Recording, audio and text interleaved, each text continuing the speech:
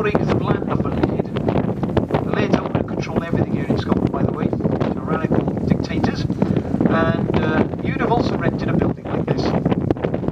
Now that building would have come to you as 4 walls and a doorway. That was it. There would be no other doors or windows. There would be no chimney, no fireplace, and there would be no roof on the building. So you would bring your roof with you. You put your timber on top of the stonework. You would thatch the roof with heather from the hillside. Heather's actually quite a good thatch. And you'd move into one end of the building only. Set your fire up on the floor hearth, and you'd be burning peat coming from the hillside.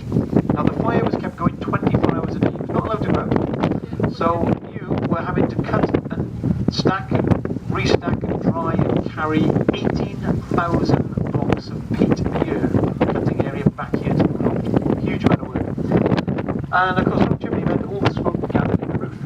So to get rid of the smoke, you put 5 or 6 Highland cattle in the other end of the building. And the heat from the cattle would rise up into the roof their end, meet the smoke in the middle, coming from your end, and push the smoke out of the front door. So the front door was your chimney, as well as your access for you and the livestock. So inside the building was absolutely minging. We're talking about smoke, soot everywhere, animals doing and peeing 24 hours a day. And at the end of 12 months, you've had enough. And off comes the roof, and you move to another building. So very nomadic. The crofters always on the move. And they were actually called black houses. A croft is really a parcel of land and a house or building. The actual building itself, they didn't call black houses. It was just a horrific way to live. They were a little bit sleepy, maybe. Step up, maybe. Anyway, believe it or not, things improved in Scotland.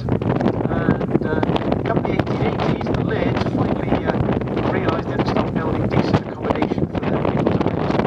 So through the next gap in the tree, you'll go a cottage called the Buck. Once you see it, you'll probably recognise it straight away. You see them all over Scotland, variations on the same theme. It's a 2 up, 2 down cottage with 2 windows in the roof. So it's just starting to appear now.